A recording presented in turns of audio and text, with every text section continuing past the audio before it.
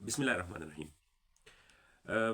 خیبر پختونخوا کے chief minister جناب محمد سہیل خان افریدی نے اسٹریٹ موومنٹ کے جو شروعات پہلے وہ اسلام آباد کے مختلف سیکٹر میں لوگوں کے ساتھ ملے، پھر اس کے بعد جو باقاعدہ انہوں نے اسٹریٹ موومنٹ کا آغاز کیا تو وہ لاہور کا انہوں نے ایک قسم کا دورہ کیا، اور وہاں جو ان کے پارٹی کے جو عہدیداران تھے، جو کارکنان تھے، یا جو جیلوں میں ہیں، ان کے فیملیز کے ساتھ انہوں نے ملاقات کی، اور وہاں کی جو پنجاب اسمبلی میں ان کی جو اپوزیشن لیڈر ہے یا مطلب ان کی پارٹی لیڈرشپ کے ساتھ وہ انہوں نے بیٹے کی، اور اس کے بعد انہوں نے سندھ کو بھی اپنے جماعت کو ایک قسم کا پیغام بھیجا کہ میں ادھر بھی آ رہا ہوں، اور بلوچستان کے لوگوں کو بھی مخاطب کیا کہ میں بلوچستان کی طرف بھی آ رہا ہوں اسٹریٹ موومنٹ کے حوالے سے۔ دیکھیے، یہ ایک ہر جماعت کی پولیٹیکل ایکٹیویٹیز ہوتی ہیں، یہ ہر جماعت کے کارکنان جو ہے یہ اس چیز کے پابند ہیں کہ وہ اپنی پولیٹیکل ایکٹیویٹیز کا جو ہے وہ لیڈرشپ سے جو ان کو حکم ملتا ہے تو وہ کرنا چاہیے، کیونکہ لیڈر کا حکم جو ہے کارکنان کے لیے اس کو ماننا، اس پر عمل کرنا ضروری ہے، لازم ہے۔ لیکن اگر ہم دیکھیں تو اس دورے میں پاکستان تحریک انصاف کے جو ایم پی ایز ہے یا ہمارے چیف منسٹر ہیں جو ہے، ان کے ساتھ پنجاب حکومت نے جو سلوک روا رکھا تو اس کا تو ہم بالکل مذمت کرتے ہیں، اس طرح نہیں کرنا چاہیے۔ کسی بھی مہذب معاشرے میں اس طرح کا رویہ مہمانوں کے ساتھ بالکل نہیں رکھا جاتا، بلکہ آپ کا مطلب یہ تو سیاسی مخالفین ہیں، اگر آپ کے گھر آپ کا دشمن بھی آتا ہے تو اپنے گھر کے اندر دشمن پر ہم بھی ہاتھ اٹھانا یہ ایک بزدلی کی علامت سمجھی جاتی ہے، یہ نہیں کرنا چاہیے، جس کو ہم نے جس کا مذمت بھی ہم نے کیا، اور پنجاب کے لوگوں نے جس طرح ظاہر اپنی پارٹی ہے، عمران خان کا فالوئنگ ہے پنجاب میں، ان کا جو استقبال کیا گیا وہ کسی طرح کی چپی نہیں۔ لیکن بات اب یہاں کیا ہے کہ اکثر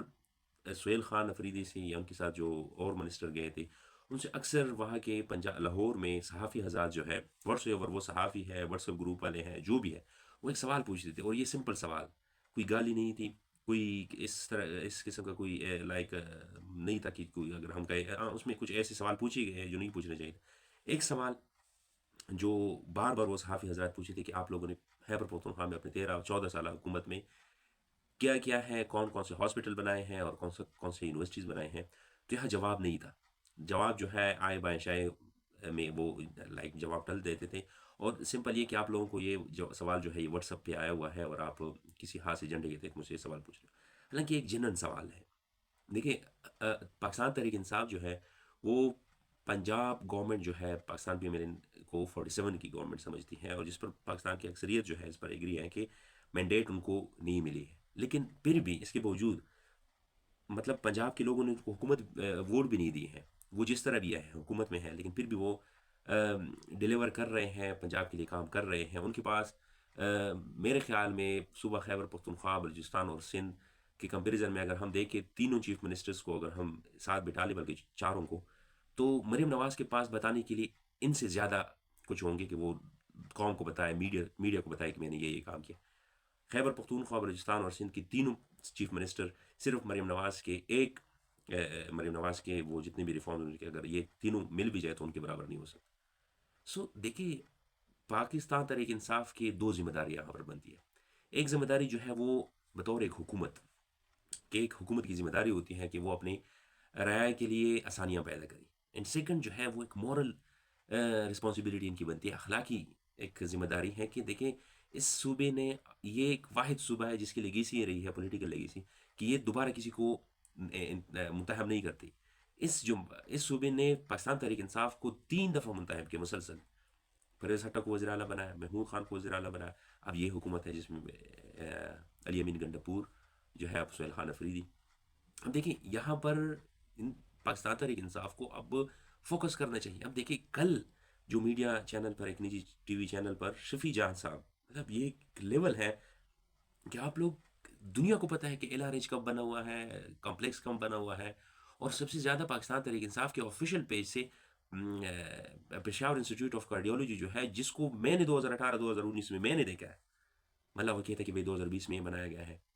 دیکھیے ان باتوں سے نکلے، یہ سوشل میڈیا کا دور ہے، اس قسم کے اسٹیپس لینے پر اس سوشل میڈیا نے آپ لوگوں کو آسمان تک پہنچایا ہے، آپ کو ہیرو بنایا ہے، یہی سوشل میڈیا آپ کو زمین تک گرائے گی۔ اس طرح رویہ اپنے مسائل، اپنے پرابلمس کو، اپنی ناکامی کو نہ چھپائیں، اپنی ناکامی کو مانے کہ ہم نے ڈلیور نہیں کیا 3 ایئرز میں، اب یہ 15 سال پورے ہو رہے ہیں، اور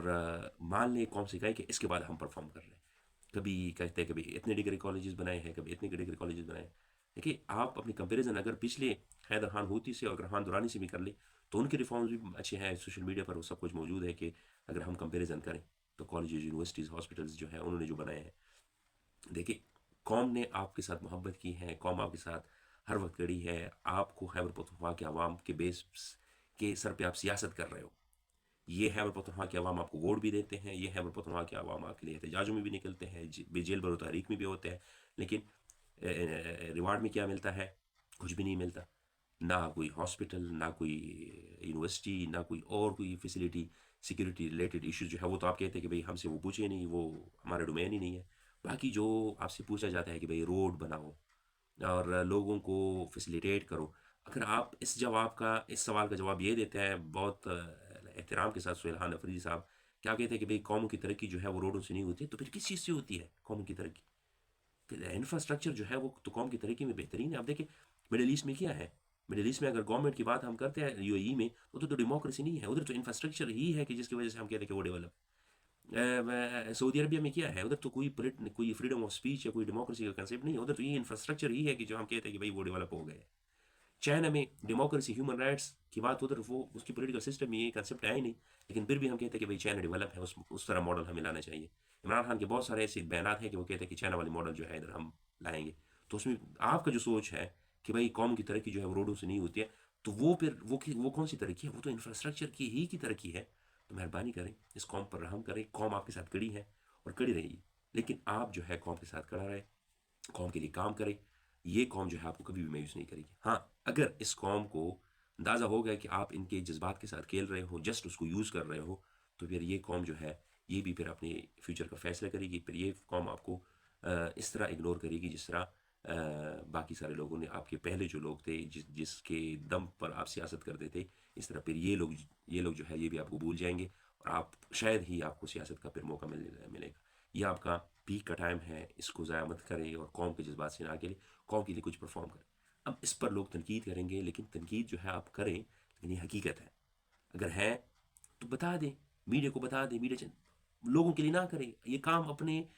آپ کے لیے ہی کر لے. یہ آپ حکومت کر رہے ہیں، میڈیا چینلز پر بیٹھے ہوتے ہیں. اب عمران خان کے ساتھ لوگ کڑے ہیں، لیکن عمران خان اگر آئیں گے باہر اور عمران خان سے ہی لوگ پوچھیں گے کہ خان صاحب آپ نے قوم کے لیے کیا 3 سال آپ کی 3 بار آپ کی حکومت رہی ہے خیبر پختونخوا میں، تو خان صاحب کے پاس بھی بتانے کے لیے کچھ نہیں تھا. پھر یہی کہیں گے کہ بھائی علی امین گنڈپور غدار ہے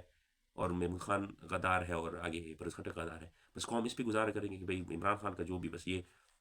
چانس ہے، بس جو بھی ملا یہ کوڑا ڈالتے ہیں. بس اچھا سی ایم آیا تو جو اچھا ہوا وہ عمران خان کا ہوا، اور جو برا ہے وہ پھر ہمارا ہے، وہ غدار ہے.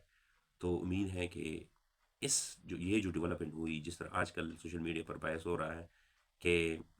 خیبر پختونخوا کی گورنمنٹ جو ہے 13 سال سے پرفارم نہیں کر رہی ہے، اس سے سیکھ جائیں گے، اپنی غلطی پہ سوچیں گے. عمران خان کی رہائی کے ساتھ ساتھ قوم کے مسائل پر بھی سوچیں گے. Thank you so much.